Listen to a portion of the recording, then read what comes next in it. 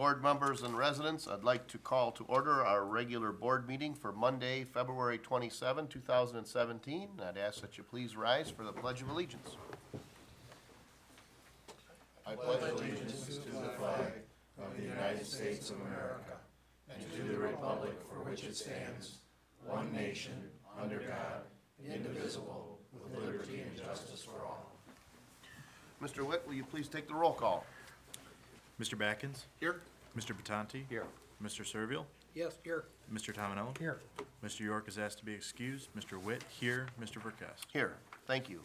Next on the agenda is the approval of the consent agenda, including approval of the regular board meeting minutes of February 13, 2017, approval of the bills in the amount of $1,256,817.37, approval of the Metro Act permit for the Macomb Intermediate School District to renew their existing telecommunication right-of-way permit for use of public right-of-ways for 10 years, and the approval to use our smart buses for McRest at St. Louis Church from March 5th through 12th, 2017. Looking for a motion? Approval to, or motion to approve the consent agenda with the bills in the amount of $1,256,817.37. All right, is there support? Support. All right, motion by Mr. Tominello, support by Mr. Servil. Any discussion? Hearing none and seeing no public comment, all those in favor signify by saying aye. Aye. Those opposed, motion carries. Next is the approval of the regular agenda. Board members, in the interest of respecting some time on here, let's see, we've got, Item E2 to A1. yep, and E4 to A2.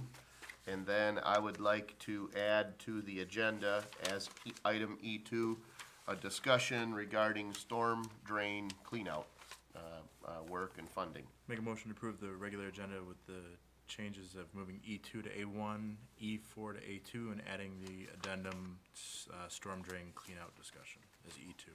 All right, is there support? Support.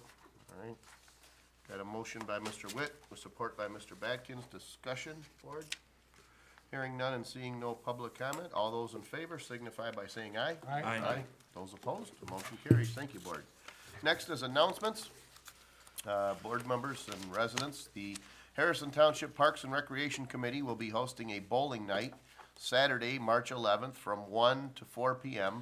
at Total Sports. It includes 2 games of bowling, shoe rental, and prizes. For more information, you can contact either trustee Brian Batkins or trustee Larry Tominello.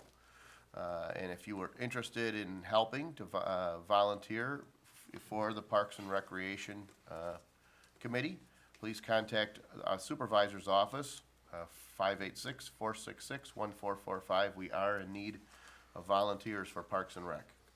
The library has many great events scheduled. You can find out more on their website, htlibrary.org. For all other information, call the supervisor's office or at 586-466-1445, or visit us at our township website, harrison-township.org, or on Twitter at harrisonTWPMI. Any other announcements? Just one other thing to add to that regarding the Parks and Rec. Our next meeting is March 8th, 7 p.m. at the Tucker Center. Okay, March 8th, 7 p.m., Tucker Senior Center. Yes. All right, good. Anything else? Hearing none, we'll move on to item A1, the approval to advertise and interview for part-time summer help at a rate of $10 to $15 per hour with no benefits. Board members, I believe in budget discussions, we talked about this a little bit. During our budget workshop discussions, a request was made for temporary summer help to assist the Beautification Commission in maintaining various gardens in our township. $4,000 was budgeted for this labor. I'm requesting approval to advertise and interview for part-time summer help. We'll advertise a range of 10 to 20 hours per week with an hourly rate of $10 to $15 an hour depending on skills. Potential candidates might be high school or college students studying horticulture, as well as adults with landscaping and gardening experience or education. We may find more than one person suited for the need, and a combination of less experienced labor and a master gardener could be the best choice. Mr. and Mrs. Keene with our Beautification Commission have agreed to work along with our maintenance supervisor to guide and supervise this temporary help. And we have a number of folks here from Beautification, so don't think about voting no, but just, you know, they came in for us to strong arm you, I guess. I'll make a motion to authorize the supervisor's office to advertise an interview for a part-time summer help at an hourly rate of $10 to $15 per hour with no benefits. Support. All right. And I didn't, so I've got that. I didn't, indicate this. This is, you know, this is something where, you know, we're not gonna go too deep in the process of advertising for this. You know, just kind of a website and, you know, probably word of mouth, maybe reach out. Would this board, require that that name be brought back prior to hiring someone? Or is the board comfortable with allowing us to kind of work together to choose that person and notify the board, you know, whoever might be hired? I think for the part-timers, we've done that in the past, but I'm just trying to gauge what the board's preference would be. Yeah, I don't think we need to micromanage that personally. Okay. But I do think that maybe some comment or representation from the Beautification Commission along to help with that, so they understand kind of who they're getting. Oh, yeah, absolutely, yeah, we're not just rushing out and doing it, I think, yeah, we'd want them involved in that process for sure. What I meant was, you know, to what extent does this board feel the need to oversee that, or if it's somebody that we're managing on a part-time basis? Yeah, the way the weather's going, you sort of need somebody to clean out Yeah. beds. I agree. Yeah, I don't yeah. think we need, I would Okay. agree. Yep, no problem.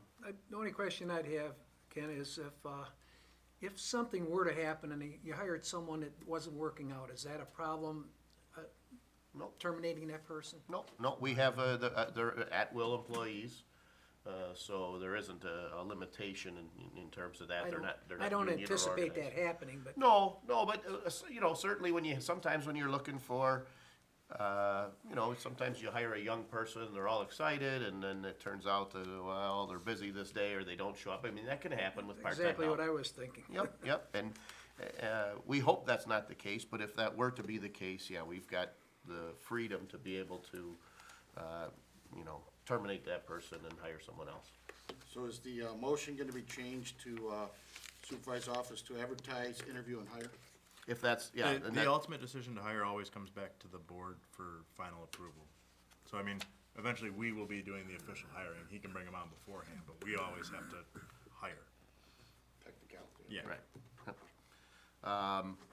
And the question being is, you know, I was just thinking just to email the board, this is the person we chose, that Fine. sort of thing. Yeah, That's we've fine. done that with bus drivers. I'm good Right. with that. Yep, okay. All right, discussion? Just a couple of quick comments, if I may.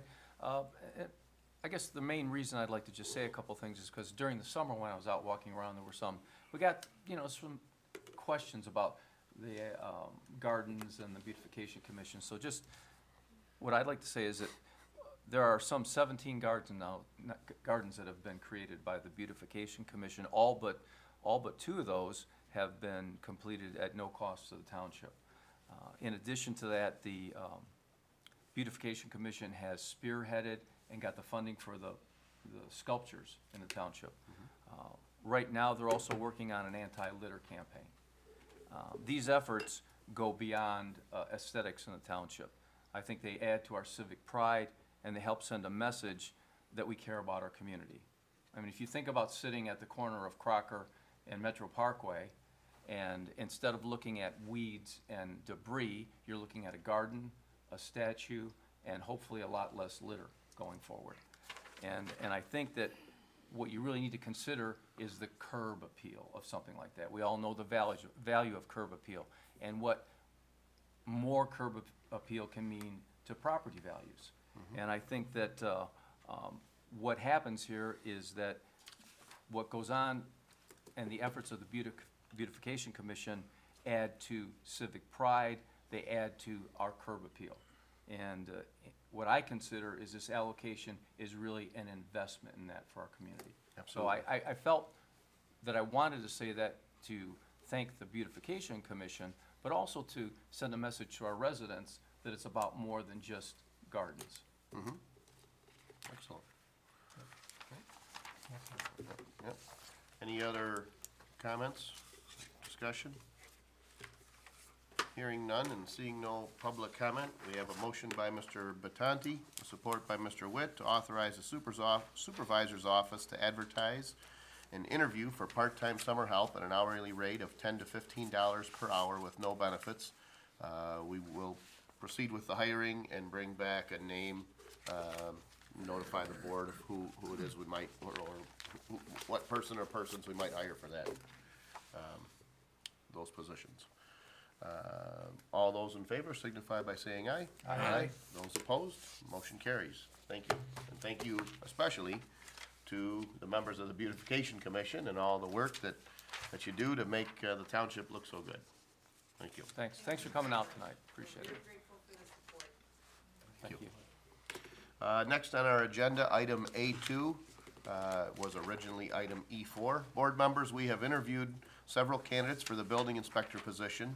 The committee had narrowed down their selection and reached out to a candidate. We had not had an answer prior to the agenda item, so I didn't indicate the name of the individual at the time.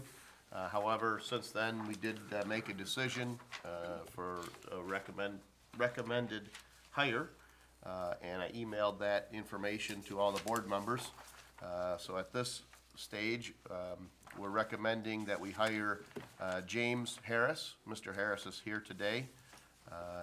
Little summary of his professional background: over 23 years in the construction field, self-employed in the same field since 2007, has a valid builder's license, and worked on various forms of construction, including framing garages, additions, decks, porches, roofing, siding, gutters, windows, interior remodeling, drywall work, basic knowledge in other trades, and so forth.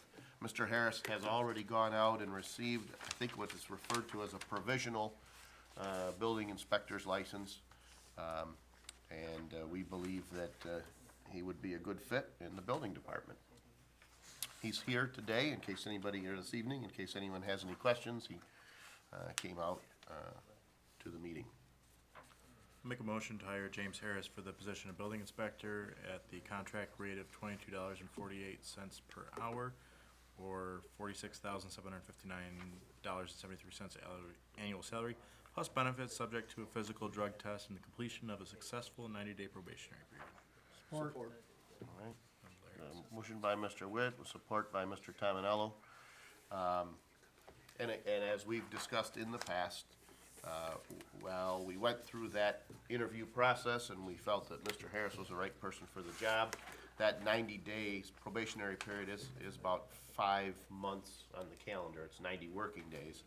So, you know, there is an opportunity to find out if the individual is as good as an employee as they were in the interview process. And with the timing that he's coming on, it's gonna be, you know, a little bit of time to get his feet underneath him, and then trial by fire, so you're not, Yeah, it'd be. you know, we're the coming to probation is visit. not in the middle of no construction or, you know, no grass or anything like that. Right, and it was, certainly this position is budgeted, but it was, the reason why we brought it is because we did want to get a chance to go through that process, get the ball rolling, and give whoever we hire a chance to kind of learn a little bit of the procedures before we, you know, actually put them to work. So, any other discussion? Hearing none and seeing no public comment, we have a motion by Mr. Witt with support by Mr. Tominello to hire Mr. James Harris for the position of building inspector at the contract rate of $22.48 an hour, or $46,759.73 annual salary, plus benefits subject to the completion of a physical, drug test, and 90-day probationary period.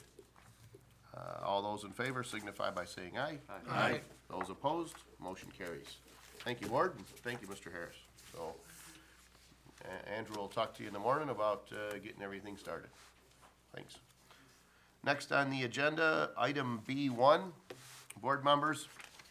There is a process by which resident taxpayers can voice their protest to the Board of Review via a written instrument.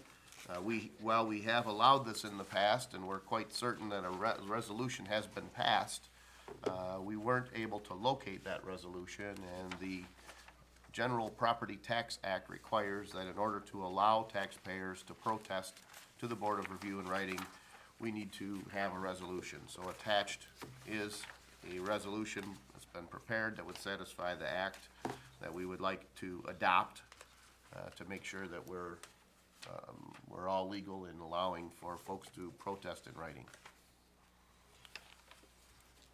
So, Mr. Verkest, so we're adding this, people can still come in person, Correct? Correct. schedule, and this is an additional way, There's no change. okay. Yep. It was just never in the, Well, Resolution? it most likely was, but this could have gone back so far that, you know, for us to search minutes and Okay. to have that, we thought it better that we just pass the resolution.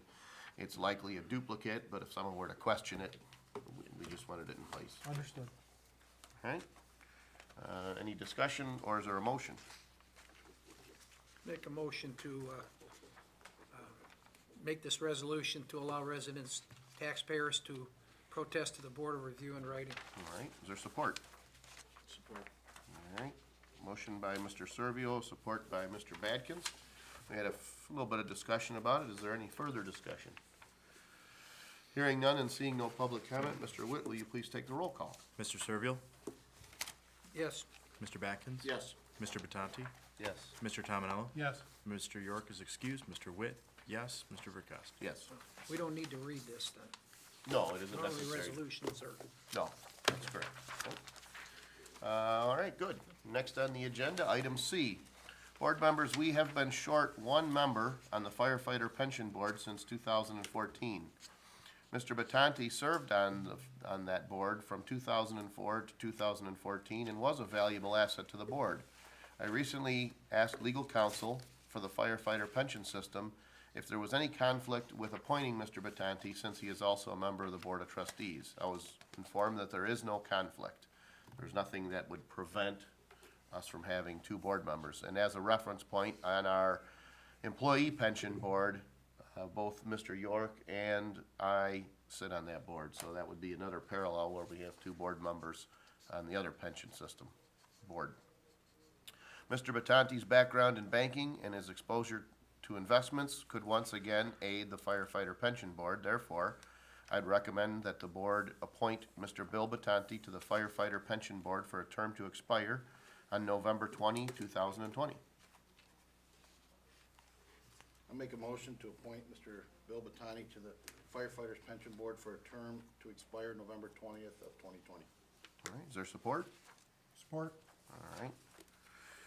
Got a motion and support. Any discussion? Hearing none and seeing no public comment, all those in favor signify by saying aye. Aye. Those opposed, motion carries. Thank you, board. Next on the agenda, item D1.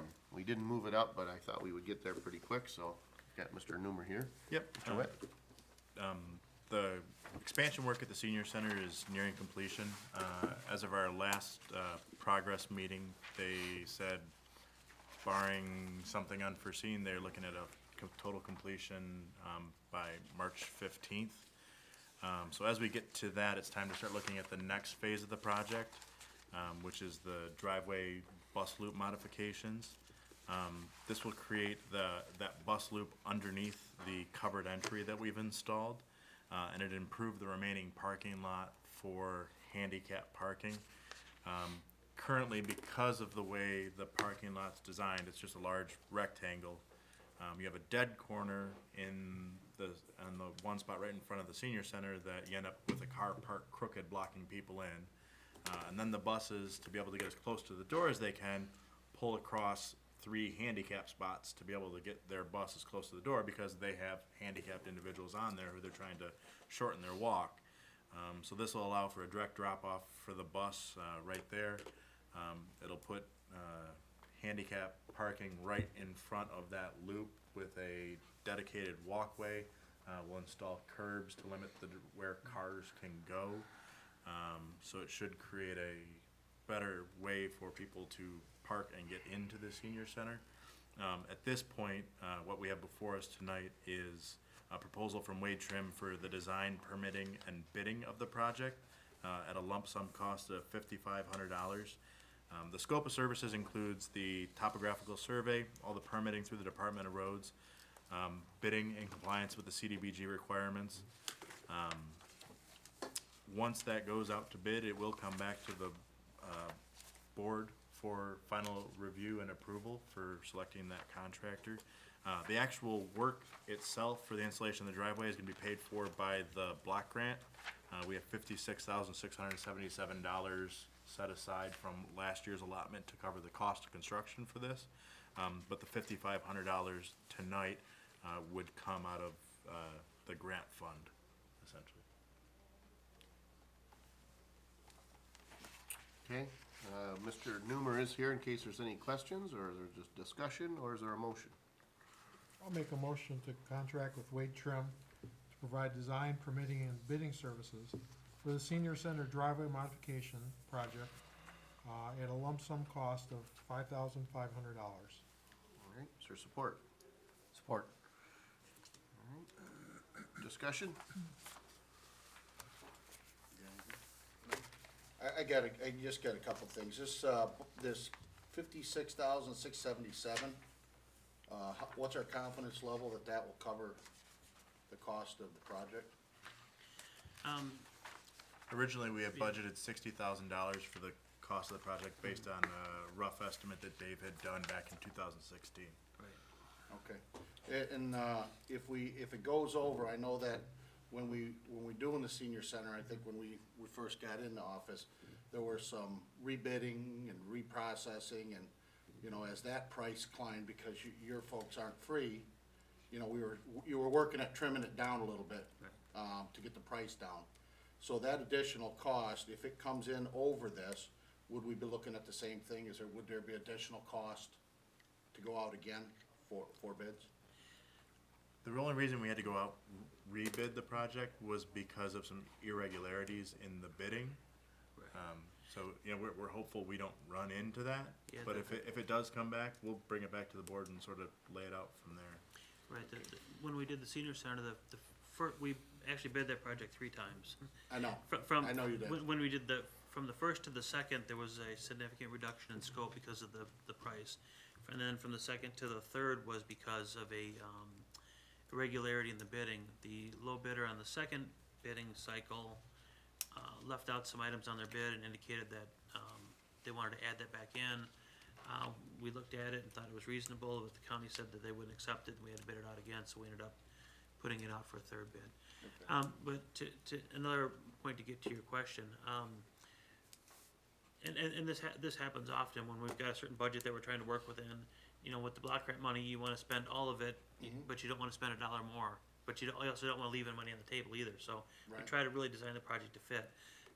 If the project comes in and it's $4,000 or $5,000 over that budget, then I think it's a discussion that the board has to have of, well, are we willing to take another $4,000 to finish the project, or do we change the scope and put it back out? And Okay. And and that's a value judgment that the board needs to make at that point. And Dave and I have discussed, there's curbs, you know, some additional curbs and that kind of stuff where we could say, maybe we don't do that right now and just, I mean, right now the parking lot is asphalt to grass. Yeah. So we could say, hey, we're not gonna put the curbs in there, you know, it's nice, but, you know, if we're way over, we can do some of that trimming to get down. And that'll all be laid out in the RFQ that you put out. Yep. You'll have a shopping list, so it'll be real simple to pick what we want, what we don't want. Won't be a lump sum quote, is what Correct, I'm- we're proposing to do this as a unit price bid, Okay, so that we will have that flexibility to look at reducing quantities if we need to.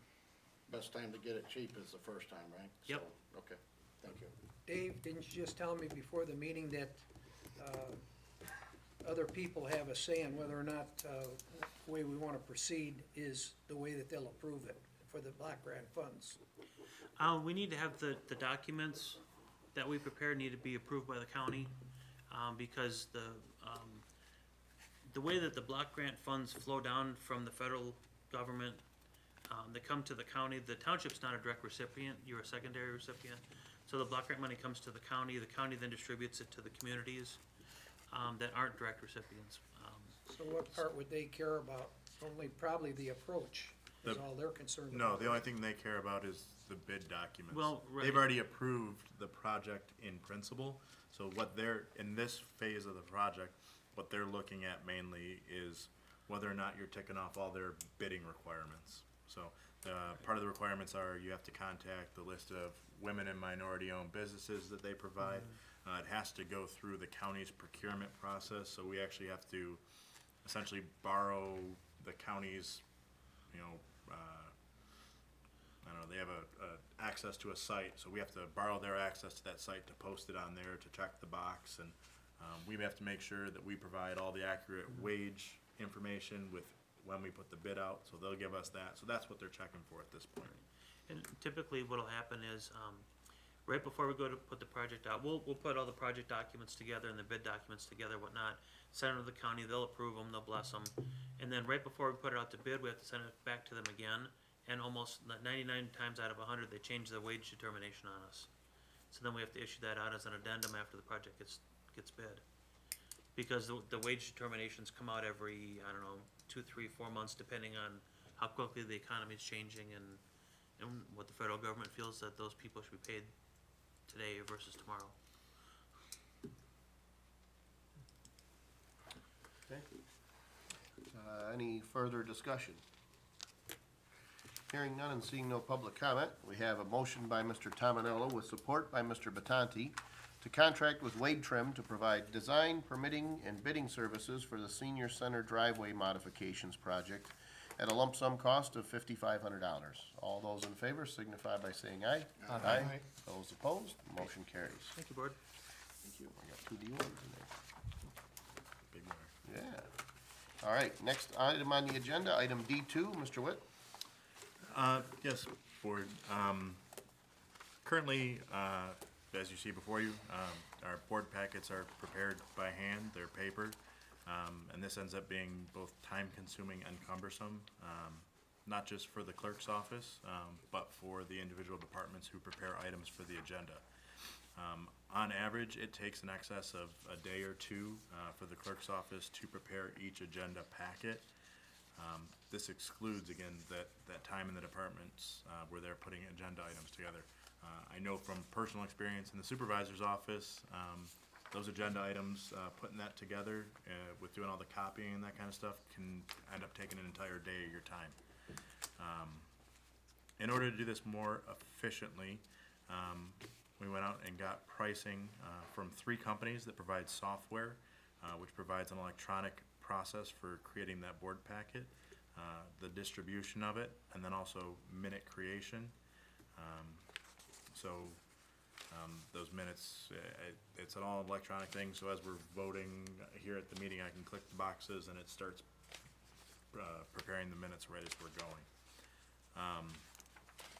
The low bidder came back was Granicus, and I priced it as a 3-year price, even though what I'm proposing is only for 1 year, because they had a setup fee, but over the course of ownership, if we stay with them, the cost to own every year is less than some of the other ones. So over a 3-year period, they would be the cheapest product. The cost is $9,688 in the first year, of which $2,500 is the setup and training cost. In the end, I believe the product will result in a savings. It might not, there's certainly a dollar savings for paper reduction, that type of thing. Some of our packets are rather thick based on what we're discussing, but it also saves in time for delivery of the packets. Every board meeting, we send out water and sewer guys in a truck to go and deliver board packets to board members' houses so they get it in a timely fashion. We wouldn't have to do that anymore. In addition to that, it's probably useful, since you guys don't know, the process for preparing the board packet involves first a department head typing into a PDF form They don't have the full version of Adobe, so they can't save that once they type it in it. So if they print it and make a mistake and they accidentally closed it, they have to retype the entire thing. If corrections need to be made, it's rather time consuming. So they print it out, they then take it to maybe Ken's office for him to sign off as their department head. They then go and make 10 copies, then they scan it in, then they bring it to my office. Then we have to hand collate every agenda item. We have to hand write on the agenda numbers. We have to then type the entire agenda together, organize everything. We then take the scanned document in.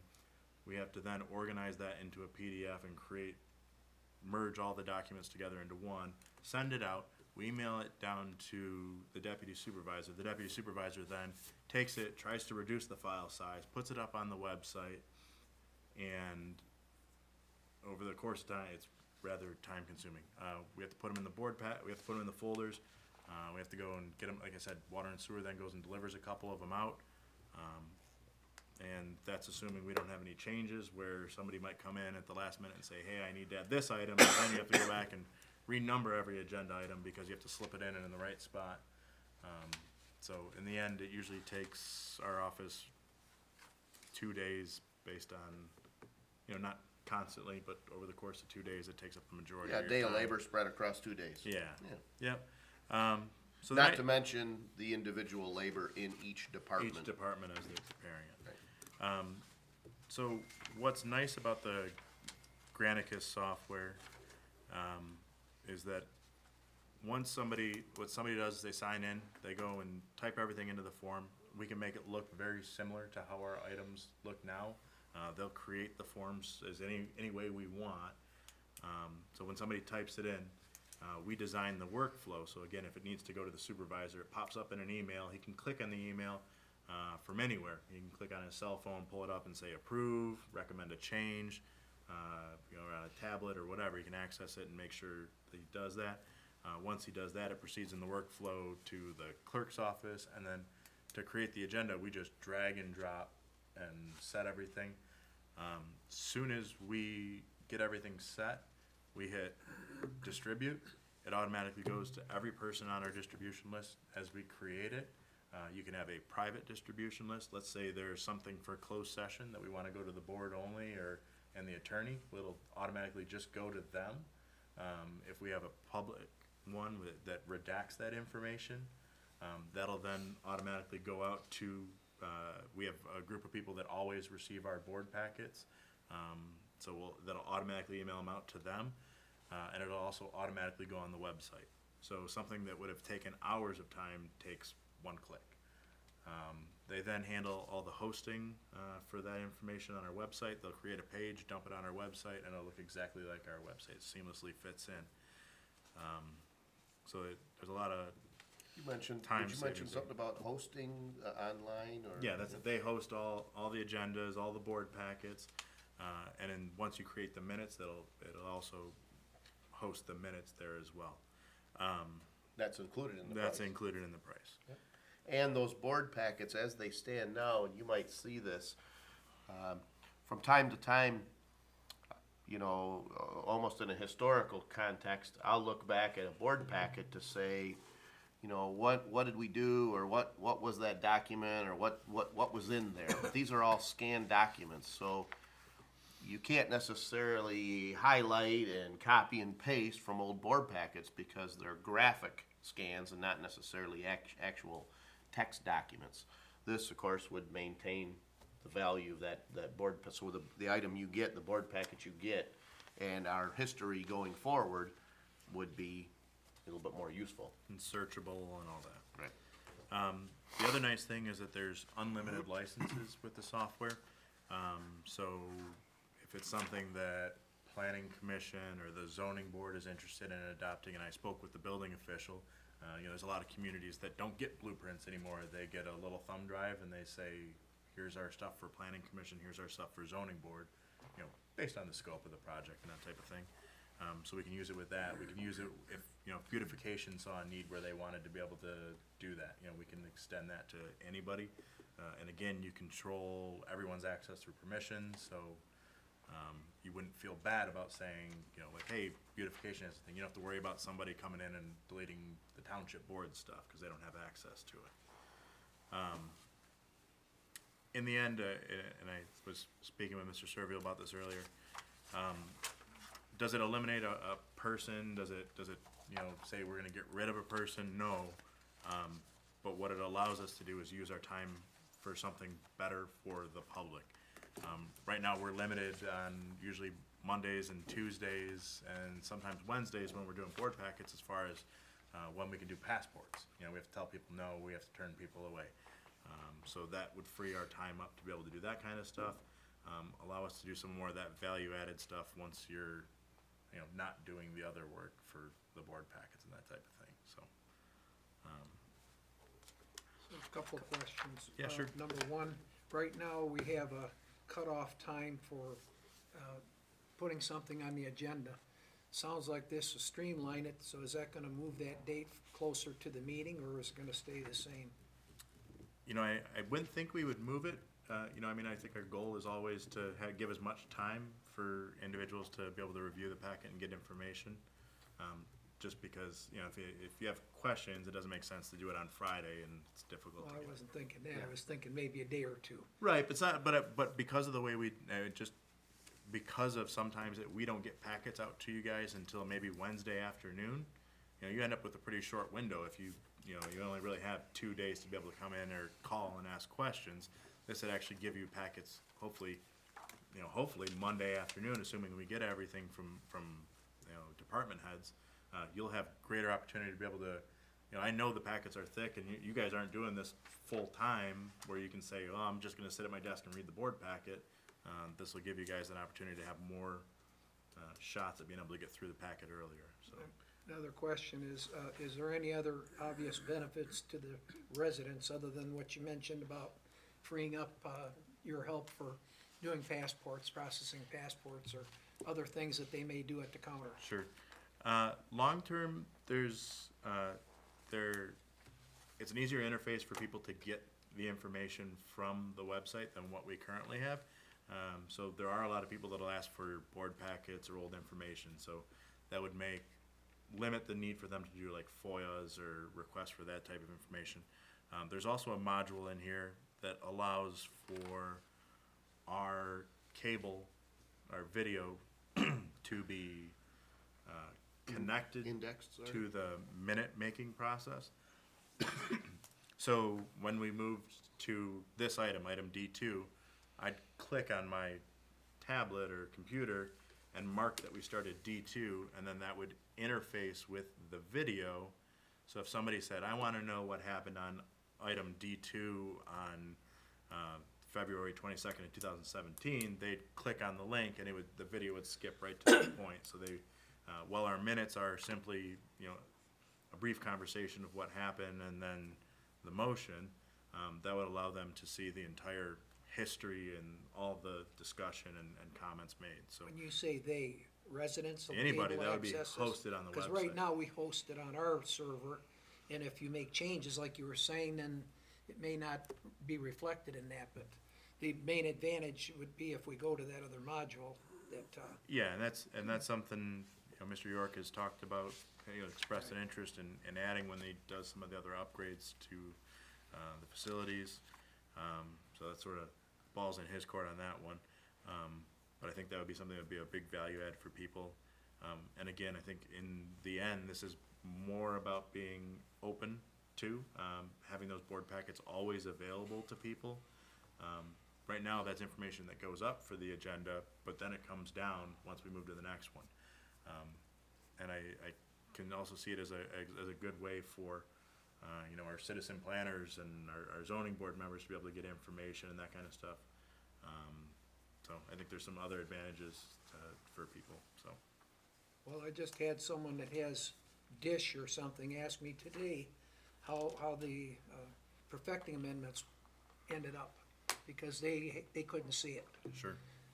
They would have better access that way, if Yeah. they have internet connection. Yeah, and some of us are rather chatty, and so to sit down on YouTube and watch the entire meeting and try and jump around is hard to find where you're looking. So if we did add on that service, you know, we could be able to make that a little bit easier for people to find. Did you say it could also provide for live streaming? It would, yeah, the video module would be live streaming, so. So folks, for example, so right now, if I'm at home and I don't have cable TV, but I do have the internet, I can watch prior meetings, they're available, but I can't watch the meeting live. So this would allow for that, so that anyone, regardless of whether they have a cable provider, a dish, or no TV service whatsoever, they could see the meetings both live and archived. Or if they had AT&T and we don't put our meetings out on AT&T for a number of reasons, but Couple of questions. Yes. if I may. You had indicated that the cost is $96.88. Yep. For the first year, and there's 2,500.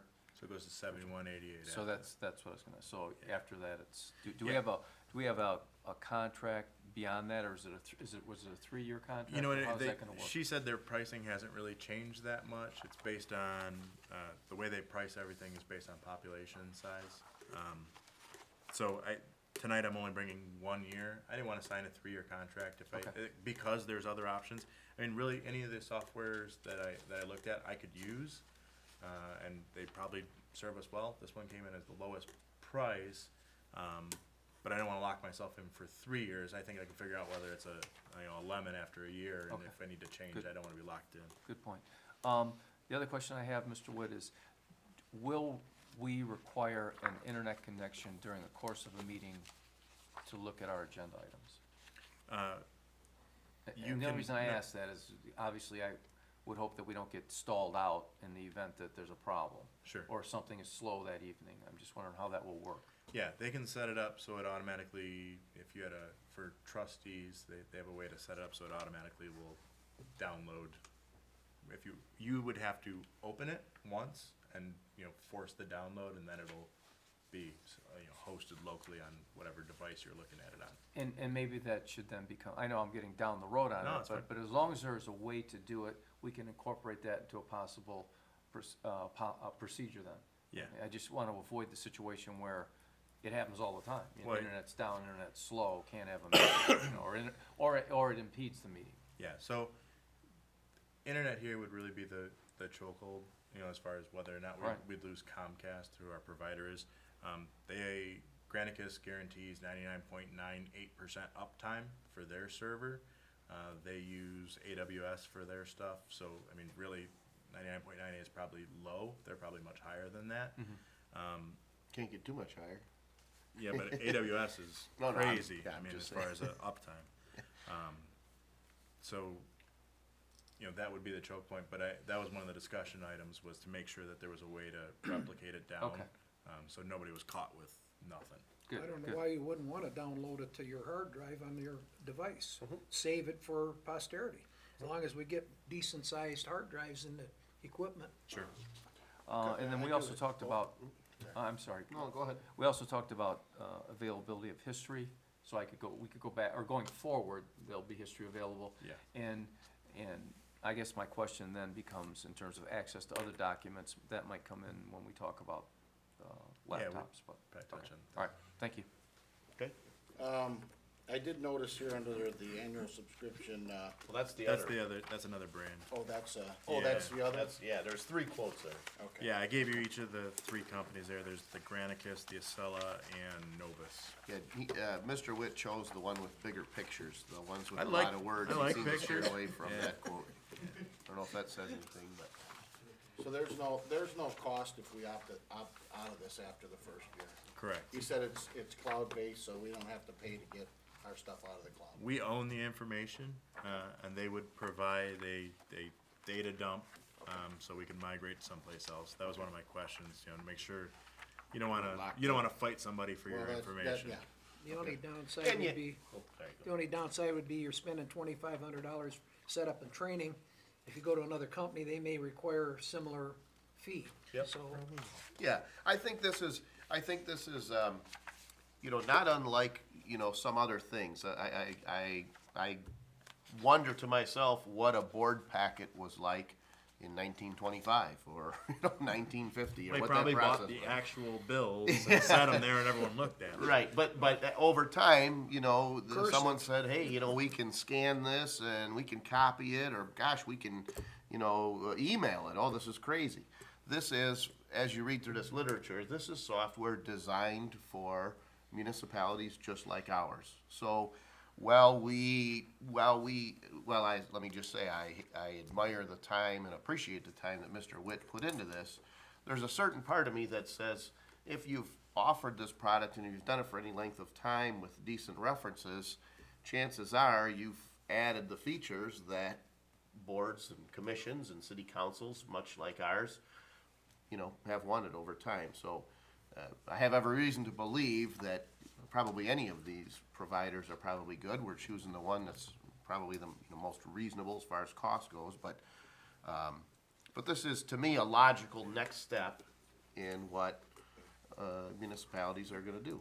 I think that when you have such a labor-intensive task and such a small set of people to spread it over, it makes a lot of sense. We have the technology to do this, we can save a lot of time, and while we may not be cutting any actual people, which we have too small of a staff for that, we It's do one free person. those, You we can't do cut free one that person. time up for more important things. Right. Not to mention the waste of this I realize it isn't offsetting the cost, but the tremendous waste of paper and, so I think it's a good idea.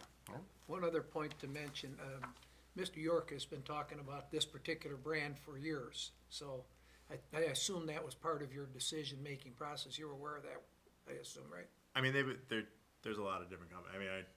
I mean, That just adds, he's checked into them in the past, and I believe that was his choice also. yeah, they were one of the first with that video package, and he's always been a fan of that. So, question, so for board agendas and packets, we'll still print a set, and they'll be available for, Yeah, and that's, Residents? and again, that's a nice, those will be in the back always. okay, We'll save time in preparing those, because once we get that electronic one assembled, print we just hit print, and Okay. it dumps the entire thing in 2 copies that are gonna be Instead of stapled together collating and- it and everything. and put together in the Oh, that's back, good. and they'll have, all their numbers on them, all that kind of stuff, so. and then this also extracts the data to create an agenda, is that correct? Yeah, based on what, And minutes. based on what people type in, so, so we sort of have this set up here. It might have a title or something that would, feed into that.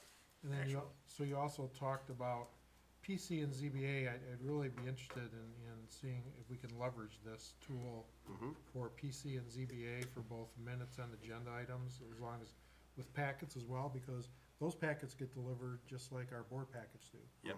So I'd wanna make sure that we can leverage that to use it for PC and ZBA. Yeah, and there's, again, with the next item, you guys might not have the same ability to use that type of thing, as far as having a device in front of you.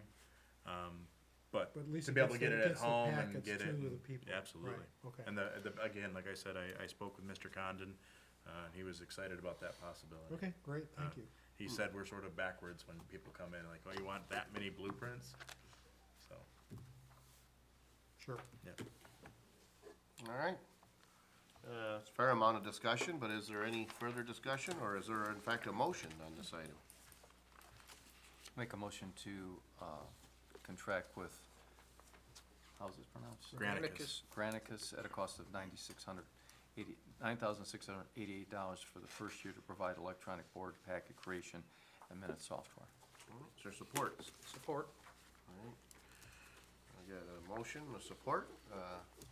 We had a fair amount of discussion, so if it's all right, we'll open up the floor for public comment. William Bardell, I just want to talk real briefly. I have yet to see a board packet come out on Wednesday. Just want to put it out there. They're usually out on Thursday.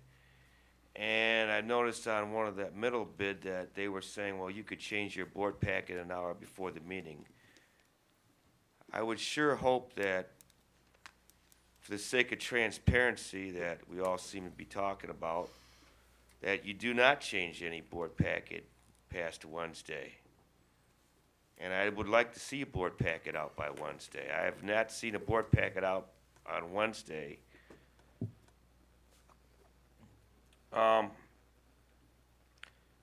So it's gonna come to a point where, with these other computers coming up and this board packet, where we're gonna be talking about transparency and the Open Meetings Act. So let's make sure we don't fall into any of those problems here, members.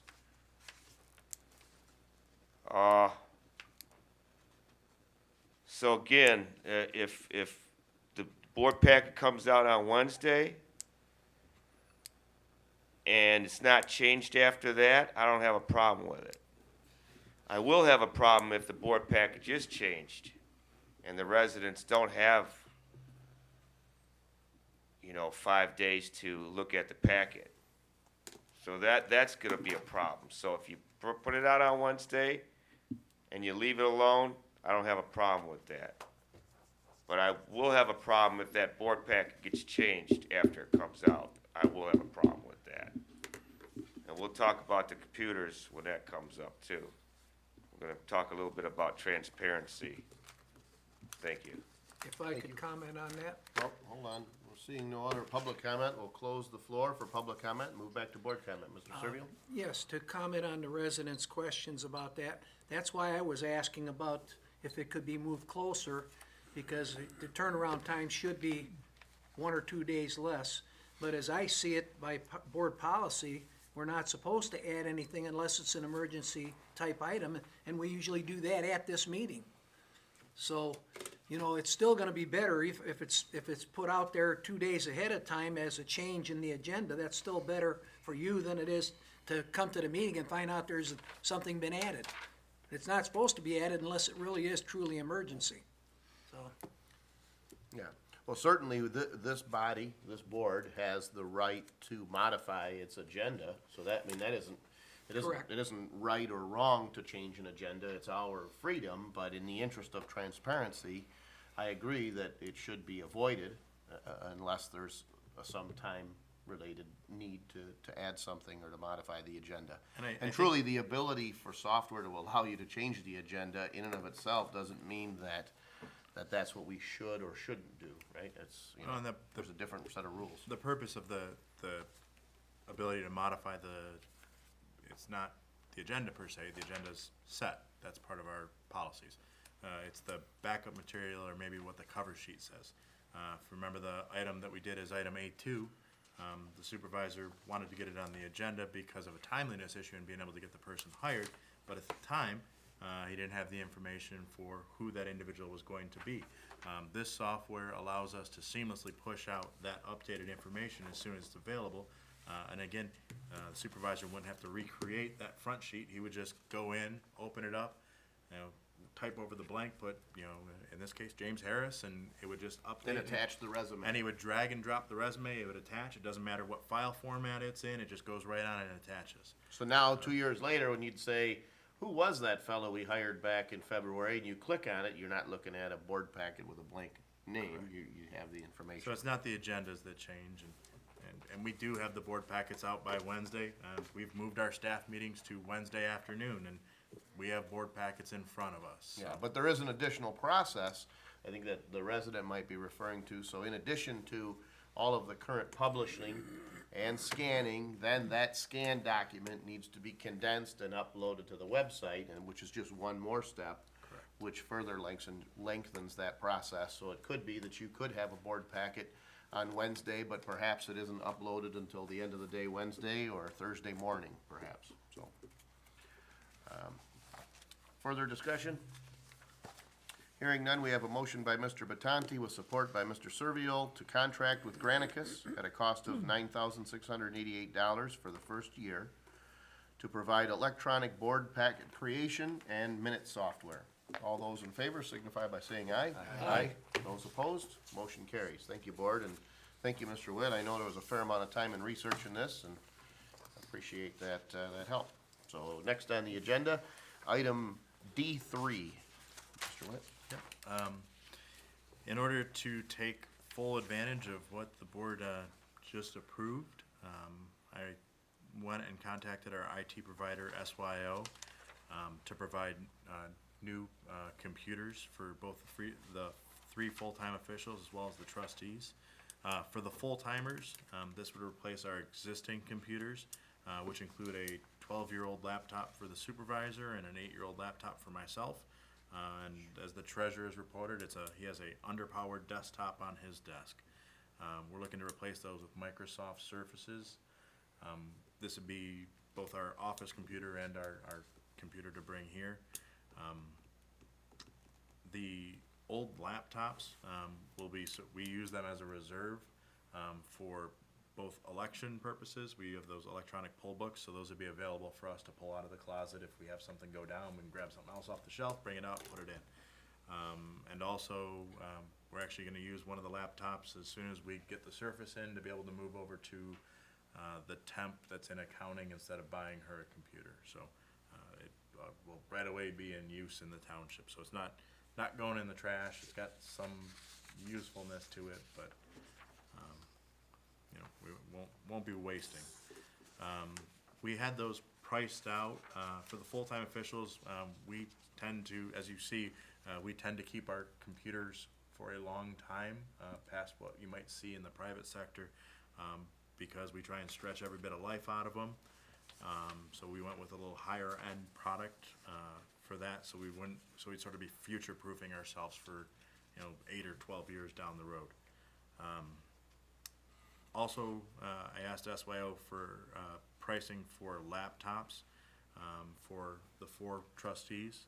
This would allow you to access your board packets in it, and also in addition, township email, and a way for us to push some of those township documents out to you guys in an easy way, whether that's budgets, contracts, historical information. On occasion, maybe we get, I'm trying to think of one big document we had the emergency management plan. We had to approve it. It was 600 pages long, and we couldn't email it to anybody, so we had to say, if you want to come see it, come see it. So this would be a way to be able to drag it just on your computer. You'd be able to see it right away. So any of that type of information would be available at your fingertips. The cost for the hardware as proposed is $15,163, based on what SYO provided. When I asked him to price out the laptops for the trustees, I said, I said, if it were me and I was just doing it for myself, I'd buy a Chromebook for $300 and just be done and not worry about it. And I said, but you're the person that manages our network, and you're gonna have to support it, and you're gonna have to make sure that it can run everything as far as security, antivirus, to make sure, because you guys would have access to the entire system at a certain level, to not have that be the gateway in where, we're attacked with malware or something like that. So we rely on his professional guidance on that. So that's $4,340 plus a little bit extra for an additional supply cord to leave in the boardroom here. Sometimes the meetings go long, the battery might not last that long. We'll have power here to be able to connect everything. And really the cost for the Surface books, I know it's here before you as part of this expansion to be able to do electronic board packets, but regardless of what we did, we would probably be before you for those purchases anyway, for at least Ken and myself, because we've been having issues with accessing some stuff on our computers. So that's regardless of what we had done with the electronic board packets, was sort of something we would be spending money on anyway. So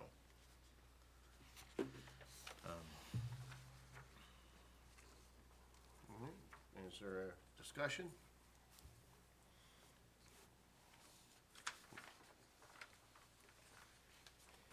Is there a motion? I think the only question I would have is, it doesn't look like you have any,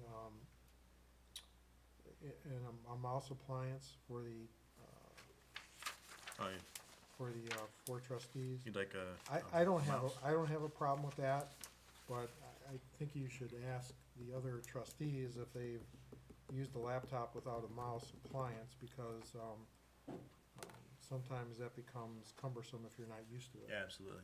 And there's probably gonna be some little things here or there that I would probably consider normal Sure. office supply purchases. Yeah, So if we get into this and there's something people need, just let my office know. We handle purchasing for office supplies, so. And then the other question I had, I know we spoke before, Adam, is if there's a need for a hotspot, if that's, if that can be made available if needed as well. Yeah, we had spoke to our rep for our cellular carrier. I know some people maybe don't have a need for it, but if there was a need for a trustee to be able to say, hey, I can't get on my Wi-Fi at work or something like that, I think it's $40 a month for unlimited LTE Okay, streaming. and that could be for- just handled as an incidental request. Yeah, I mean, it ends up being under $500 Okay. for that product. There's no cost for the hardware for that. Sure. so. Okay, that's all the questions I have. Funding source, it says appropriate departments. Yeah. Did we have, when we went through our budget, there was IT funds set aside for each department, is that correct? Well, and Was that what you're talking about? Yeah, and part of, with the previous item and this item, I didn't touch on it because it's sort of a separate thing, but with the election equipment that we're looking to buy, we had thought we would have to provide some additional matching funds up front. It's looking like we're not gonna have to spend 50 grand on election equipment, so we're sort of freeing up some money in the clerk's office for both, you know, some of that initial investment in the minute-making portion of this, but we do have IT stuff for, you know, trustees and that, so. And part of this request is actually an upgrade for the clerk and for the supervisor office. And I the mean, treasurer. quite frankly, I gotta tell you, my career is in IT, and to have a 12 and a 7-year-old laptop is unheard of in the industry. I mean, we upgrade every 2 years. So, you guys are working on some really old stuff. How I know when my premium keeps going up. Maybe your department does, but where my wife worked, she had one that was running Windows 7 Yeah, still. well, that's changing, but typically it's 2 to 3 years on a refresh, so. She worked for So you guys are same working place, on Blue Cross. some old equipment. Yeah, So, and, so part of this, I mean, to me, this is reasonable, especially if we're looking at the upgrade for the clerk and supervisor's office as well, And treasurer. the treasurer, Yep. yeah. Yep. So, just, I'd like to make a motion to purchase new computers for the three full-time officials, trustees at the cost of $15,163 as proposed by SYO. and so I've got a motion by Mr. Badkins. I'm just gonna say, I noticed He's that gonna he wait indicated. for support. Yep, but I was gonna ask, before we do that, just that we might add, he indicated plus shipping on his quote, so I wondered if you might be willing to modify your motion to say 15,163 plus shipping. Where's it coming from, Shelby Township? I don't know. No, when they order the Dells, if they can get free shipping, they do. If they can't, you know, it's whatever they pay from that. That's all. Yeah, the point being that our IT provider isn't eating any shipping costs, so they're gonna pass them on to us. So would you be willing to amend your motion? Yeah, I just don't know if it's coming from, where it's coming from. How much is shipping? It won't be much. It's Yeah. $200, is that? not. I wouldn't even. Most of the Microsoft ships theirs for free. So, I mean, I was on their website. I know that. So is it fair to say 15,163 plus shipping? Yeah. I'll amend my motion. All right, is there support? Support.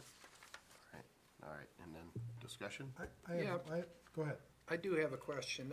It appears as, and I haven't added this up in my head, but it appears that we're paying $250 per copy for Office 13. Don't we already have a multi-user license for Office? No. Yeah, that's individual. No, we buy individual. That's a separate product. We had looked at group licenses previously, and we're too small to be able. The blanket ones are usually for a much larger, scope. Since I've been involved here, we've had, you buy for 20 or something like that. Do we really need the full Office suite on these computers? I don't know that we're gonna be using. It's probably not the full Office suite. I mean, you're probably not getting everything, but you're probably getting, once you get to that basic level where you're gonna say, I'm gonna have Word, I'm gonna have Excel, I'm gonna have Outlook, that's that base level at a bare minimum. Okay. Okay. So the only other question I have, again, getting back to, I guess, technology, a lot of users that, I guess are not frequent users of laptops have a problem with Windows 10. Have we looked at a lower version of Windows to try to make it easier for those, or unless everybody feels comfortable with Windows 10? He can you know, they have the tiles portion Yes. of it. He can set it up so it defaults to a more standard Windows view, so it would, yeah, I mean, that's. So the interface looks more traditional. Instead of, Okay. instead of like where Windows 8, where it was sort of stuck on those Yep. tiles, Okay, 10's got that option to be able to set it up so it looks more like that Okay. standard Windows setup. There's a little hole, you can put a crank in the side, you know. okay. Yeah, again, I'm just thinking of, No, I was thinking absolutely. about, Thinking of, Sure. thinking of, And along that, you know, with this entire, both the previous agenda item and this item, you know, if there's something that you know, you see or you need different, you know, let us know, and, you know, we'll try and address it as best we can. If there's something you want him to install on there, just because he likes to lock down the computers, obviously, so if you're like, I really like Chrome as opposed to, you know, Internet Explorer, let us know, and we'll make sure it gets set up right for you. Well, the only, one thing that I'd like to add as well is, unlike Larry, I'm not an IT guy, so, I just looked up Microsoft Office 2013. I'm seeing it for under $100. Is this got installation baked into No. it? No, there's different license, there's different levels of Office that you can Okay. buy, so you can buy it for, the way they changed their pricing is you can buy it for a student for $25. You can buy it for home for $100, Oh, or you can that's buy what it I'm for a business as Then $250. that's what I'm looking They changed the Okay. way their pricing is, and they Yeah. do, IT it's, guy, it's so. it's tiered pricing. Okay, thank you. As far as Larry mentioned a mouse, the few times I use a laptop, I do use a mouse with it. Sure. And I found that wireless mice, Microsoft is the best thing for compatibility. They don't blink out on you every time you turn the thing on and off. It doesn't, you don't have to reinstall the mouse. I'd like to have one included. Sure. Yeah. And that's, I think, to that point, those are kind of smaller dollar purchases, but, Okay. you know, certainly, we would wanna set those up so that, you know, every user is comfortable with it, you know. Sometimes there's a little curve when you get a new machine and say, well, I'd like it set up this way or that way. You know, Jason's, certainly been good about helping us with that sort of thing, and if there's some, like you say, some appliances, I don't think that's a big deal. Further discussion? Hearing none, we'll open up the floor for public comment. William Bardell. I find it a little bit difficult for $600 laptop to spend $21.66. That boggles my mind. You can get a really nice laptop for $600 on sale. You get 7 laptops. Put your Office 2013 in there. Office 13. I'm just wondering why, boy, for $21.60, boy, you're gonna get some nice computers. I don't even think they make them that expensive. Oh my God. So I don't know why we're spending $21.66 for $600 laptops. Cause for $600, you can get a really nice laptop. And I'm saying with lots of really nice. So I don't know why we're spending $21.66. Is it because it's government, or it's taxpayer money, or someone help me out on this? I'm not seeing it. I'm not feeling the love. Thank you. I don't know why we're spending $21.66 for $600 laptops. Where's he getting that number? I don't know. Thank you. Seeing no other public comment, we'll close the floor for public comment, move back to board comment. I don't see where, and I can respond to the $600 laptop. I thought I talked about it earlier, but I might have been quick over it. And when I had, my gut instinct's probably the same thing that you had. I said, you know, if it were me and I think I just need a computer, I'm just gonna buy, you know, $300 Chromebook off the shelf, or I'll go on Woot and buy whatever they're selling that day. But when you have to spec it out to meet the requirements of what BSNA requires us to have now, as well as what they, again, 12-year-old laptop, 8-year-old laptop, you know, we're trying to future-proof them so that we're not buying another one every 2 years. If you buy a cheap laptop, you're replacing a cheap laptop all the time. There was a one point in time, we went through the building department and replaced every computer with an e-machine that somebody went to bought at Sam's Club, and it was great. You know, we're saving money. Got those e-machines, plugged them in. We replaced them within 6 months. So, you can cheap out, but, these things get used every day. They're not the computer that sits at home in the corner and you fire up at night for an hour here or there. And then I'm not sure where the resident came up with 2166, but within my board packet, the laptops, as we're showing, are $1,085. So the 4 laptops that we're proposing are $1,085 each. So, I guess we're future-proofing them at a cost of an additional $400. Those are for the trustees. The Surface, that we're looking at for the 3 full-timers are $23.99. So, and I think those are a little bit more versatile, a little bit more portable. This is a device that we're gonna, whereas that laptop is likely something that the trustees use on some part-time basis. That Surface is your daily computer, both here at a board meeting, but also in the office, as well as if you attend meetings and leave the site, so. Okay, any other discussion? Hearing none, we have a motion by Mr. Batkins with support by Mr. Batanti to purchase new computers for the 3 full-time officials and 4 trustees at a cost of $15,163 plus shipping as proposed by SYO. All those in favor signify by saying aye. Aye. Those opposed, motion carries. Thank you, board. Yeah, thank you, board, for your support on both these items. Next on the agenda, item E1. Board members, we have several part-time employees, and it's been almost 2 years since the last raise. I'm proposing that they receive a 50-cent per hour raise as shown below. The estimated cost of this increase is approximately $4,000 per year. So our smart bus drivers and maintenance workers would be at go from $11.50 to $12 per hour, and the maintenance supervisor would go from $15.50 to $16 per hour, and those are all part-time positions, although some of the smart bus drivers get pretty close to a full-time rate, or full-time service some weeks.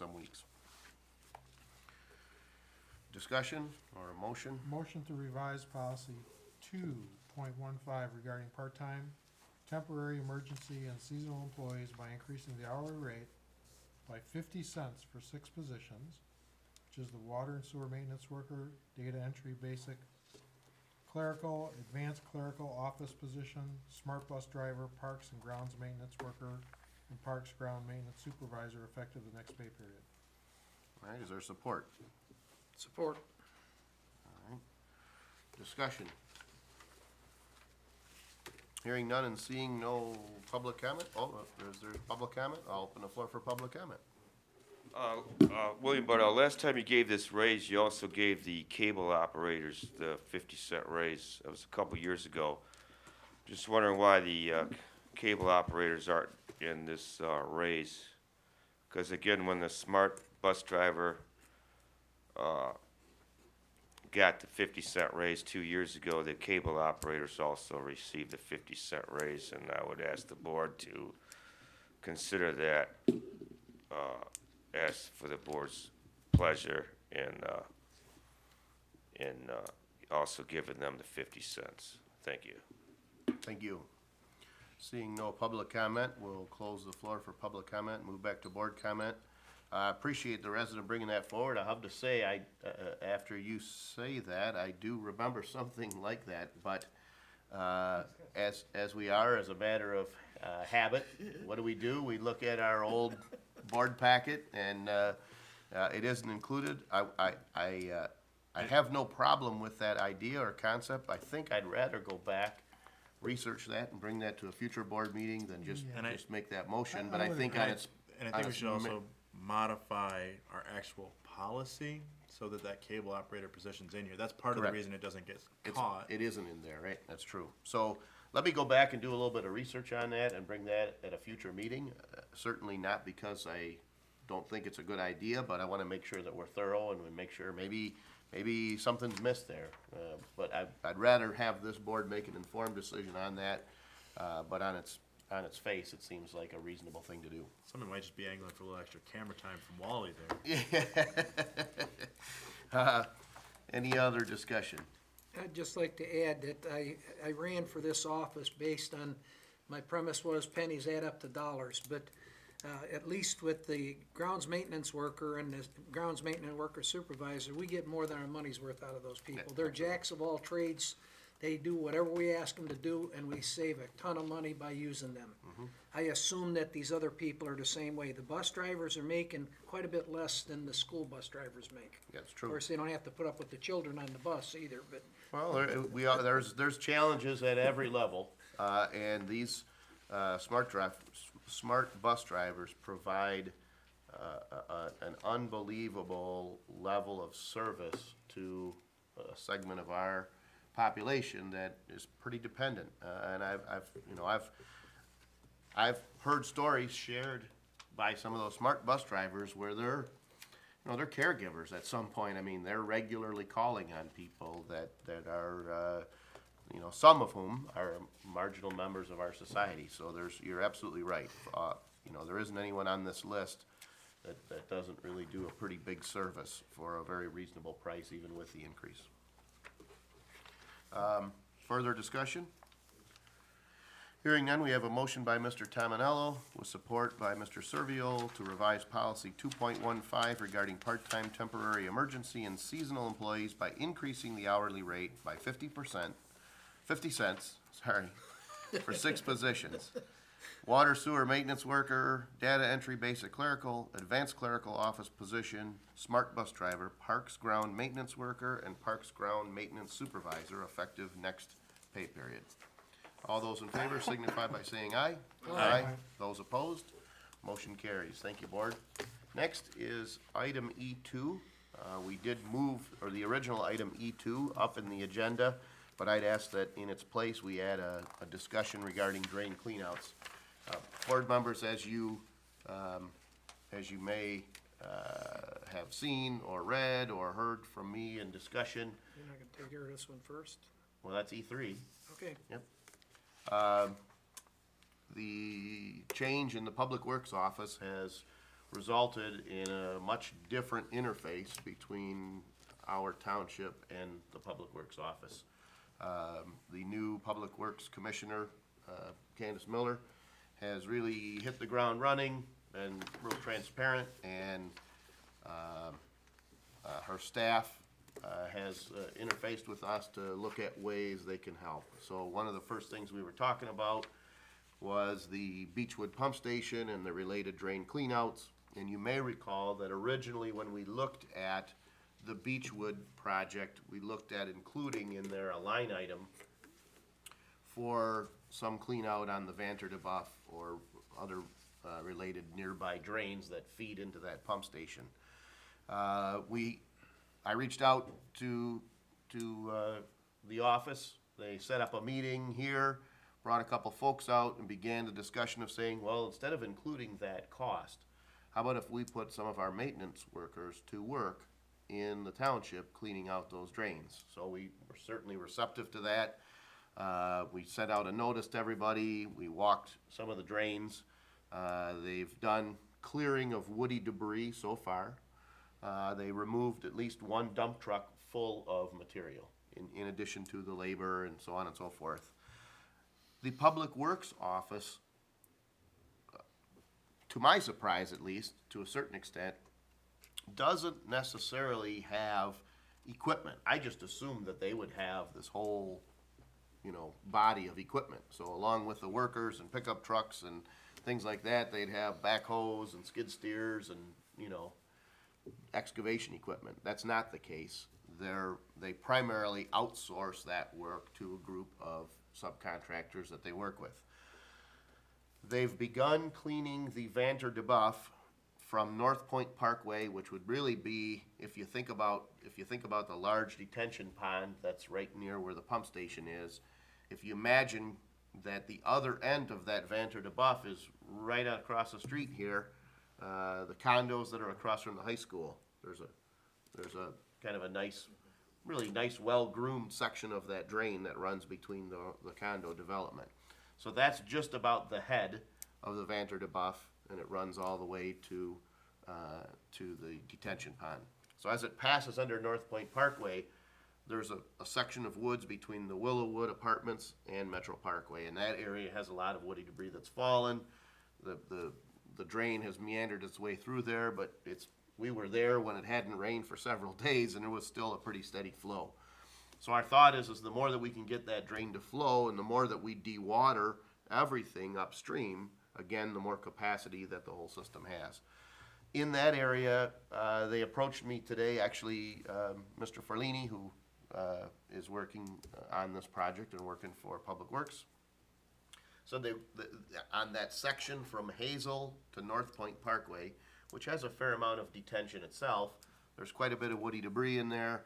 They're going in with their equipment, chainsaws, hand tools, but they said they got 3 quotes, and the low bidder for that section was a contractor with a mini excavator to help remove some of the woody debris that's stuck in the ground or buried somewhat, that sort of thing. And he said, would there be any way that the township could kick in $2,220 for that section or for that work? Understanding that Public Works Office is providing the labor to work with the people that would be doing that. So I said, well, I'd like to keep that project moving. So I wanted to bring that update to the board, just let everybody know what work has been going on, number one. And number two, in our budget, we have, in this year's annual budget, we have $40,000 for drain clean out. So, my thought is if we're working with Public Works and they're putting some labor into this, I think a $2,200 contribution on our part isn't too bad. I'm questioning whether this board would be comfortable with authorizing just that work, or say if we have a $40,000 line item in the budget, would the board be comfortable to authorize the supervisor's office to work with Public Works for, say, up to a $10,000, point or watermark, until I might come back to the board and say, okay, well, here's the work we've been able to do. Because I anticipate that this work in and of itself, well, this is what we're talking about now, as they work their way up the drain, they might also encounter other areas. I can also say we have a meeting a week from tomorrow with Public Works, as well as a representative from the Department of Roads, to discuss some of the issues with culverts. So some of the culverts, and I think we talked about this perhaps maybe at the last meeting, some of the culverts as they cross the county roads have collapsed or eroded or have holes. I think we talked about one right here in Town Hall where they just kept putting in cold patch till you've, in essence, plugged the hole, but they're trying to maintain the road. So that culvert really doesn't work very well, and it leads to an erosion of the road itself. And I'm gonna even take it a step further, tying into the discussion we had about a future topic of talking about an SAD for the drain work and the pump station work, and whether or not we include, public property, private property, and that sort of thing. I think one of the things that we're discussing is would as a part of this effort to address the drains, would the Department of Roads say, well, all right, well, our contribution to improving the drainage for the township, we might propose that perhaps we can address some of these culverts, some of these road crossings, replace those culverts, work needs to be done so that there's a life going forward. That's a future discussion, but to give this board an idea of some of the, discussions we're having with all the agencies. That kind of discussion hasn't happened, certainly in my 6 years as supervisor. I haven't had a time when I sat with Public Works and I sat with Department of Roads and we collectively talked about how to address these drains. So that's good news, but it's kind of new, new territory. So, I'm bringing to this board the proposal that, we got $2,200, $2,220, a low bidder of 3 guys to come in with a mini excavator and help to clean that several hundred feet of the drain. But I'm saying that if we get a couple more of these requests, would the board be comfortable in saying, well, we'll authorize the supervisor's office to work with Public Works to, spend up to $10,000 of the $40,000 we have for the year in similar projects along the Vanter de Buff. Mr. Verkest, are you talking about removing trees and things of that nature, not actually removing any sediment? very little. I'm sure that there would probably be some, but in terms of saying, yeah, we're gonna reshoot and clean the drain, I think that work is probably a good 6-figure number, not a 4-figure number. Right. I just was talking to Mr. Newmer before the meeting, and I believe that replacing those culverts that go across the road is premature, because until we have a master plan for all of the drainage in the township and have elevations for every part of it, I don't think we should spend any money on fixing any part of it. Now, cleaning it out, that's a different story. There's places where trees have fallen down in there, just down the road here, there's a huge willow tree blocking that drain. Right. So that needs to come out of there, so I would be in favor of doing that, but not getting any further than that until we explore what we're gonna do for the drainage district as a whole. Sure. The whole township. Well, keep in mind, as I said, you know, first of all, there are some culverts that are functioning, and there's some that might be able to be jetted out. But there's some that have completely failed, and they're not working whatsoever, and you can see that, because you can go to one side of the road and the other side and see a radical difference. So I don't know that there's a one-size-fits-all for what we should do and where. In other words, whether it be woody debris, whether it be excavation, or whether it be culvert work, you know, maybe at one section of the drain, the culvert, even though we don't have the money right now to dig the whole thing, maybe that culvert has completely failed, it's blocked, and it needs to be replaced. But there might be other sections where that isn't the case, and as you say, without, you know, coming up with a plan and a grade and so forth, it would be hard to do. The other thing is keep in mind that no matter how much I would love to be able to say, all right, we're gonna address every drain and it's gonna be pitched and cleaned and so on and so forth, the reality is there isn't a whole lot of shooting to do because there isn't a whole lot of pitch.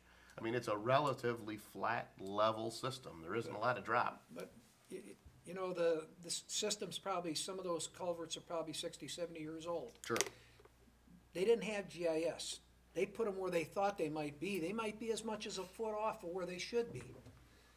Until you do know that, it's silly to replace them. And plus, maybe they need to be resized.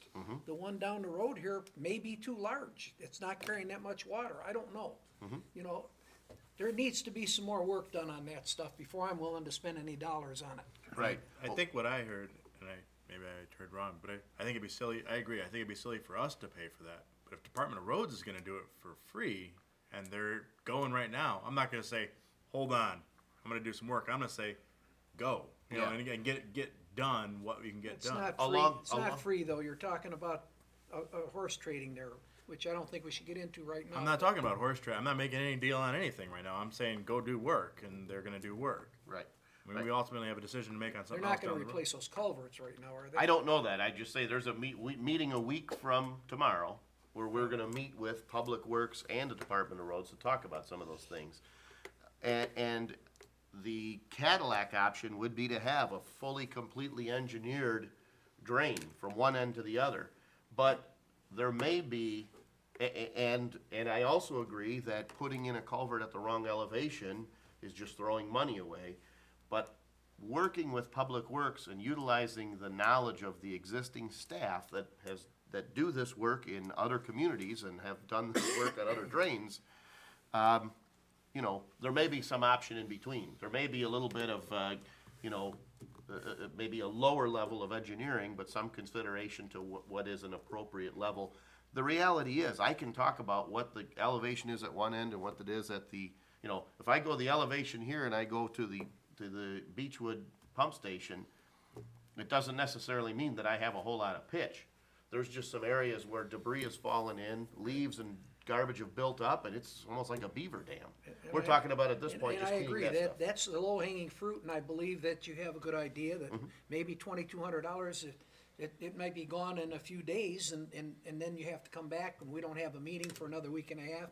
Right. I don't have a problem authorizing more funds than that, but I just don't wanna get into, part of the system that I don't think we should be touching yet. Yeah, so I'll say this, I'm only at this point proposing these funds to assist with the work that's being done right now with Public Works staff, and that's the removal of, you know, log jams, woody debris, downed, you know, or maybe a tree that's leaning over that hasn't fallen in yet, but you can look at it and say, that thing's gonna be right in the middle of that drain in the next year or two. might as well do it now while you're in there. And I would agree with Mr. Servio's point, and I think that, for the purposes of explanation, you talked about a lot of different things, one of which was the SAD and how we might apportion, and that's a Wholly different wholly discussion. different subject, Yep. as long as that's understood. Right, yeah, and I'm merely bringing this board up, I get because it. the point is that if I'm in a scenario where a year ago, I didn't sit with Public Works and Department of Roads, and we all said, well, how can we work together to, get the most production for our dollar? I guess I would just reiterate that the notion of that apportionment, because we talked about that a little bit, and I know that's gonna be, call it a hot button. And I would just wanna recognize that up front so that we have that discussion here at the board level before we go too far down that road. No, I'm not authorized to do that. My point is that I'm trying to make sure that this board understands that this is kind of a little uncharted territory. I think everybody's sort of, testing this out and saying, well, how can we all work together? It's not uncharted from the standpoint of the relationship I've had with Department of Roads before, or other county departments. Planning and economic development has been great, different offices, but this is something new. And when we're talking about the subject of drains, obviously the knowledge that's there, it's also important for this board to know, because I've asked, well, there's different drains and there's funds, there's dollars and funds assigned to those drains. So I'd ask, well, how, what about our drains? Why isn't there any money going in? And in a number of other communities, they have an assessment or a funding mechanism where they're assessing on some regular basis and giving funds to Public Works, putting them in accounts assigned to a drain so that work can occur. Well, we don't do that. Right. We don't collect any dollars for those drains. So Public Works may be saying, well, we regularly do this maintenance program in Shelby Township because Shelby Township is apportioning dollars on a constant trickle-in basis for specific drains. And when those funds grow to be enough, they say, okay, well, we're gonna go in and do some work or a project. So I'm saying that we're dealing with folks at Public Works that have this knowledge, that regularly do this, but since we don't give them any funds to do it, they don't regularly do it in Harrison Township. So, Mr. Verkest, are you talking about just cleaning the physical path for the water, or are you talking about cleaning the whole easement? In well, some not the whole cases- easement, no, In so, some cases, it's only 20 feet, like down the road here, that is so overgrown that without cleaning the rest of it, they can't even access it with a machine. correct, right. There's trees this large there. You're gonna spend $2,200 just over there. Right, yeah, so the area that I'm talking about specifically is from North Point Parkway to Hazel. That section, a good portion of that is wooded. I mean, unless you go climbing back in there, you probably never even noticed that it was there.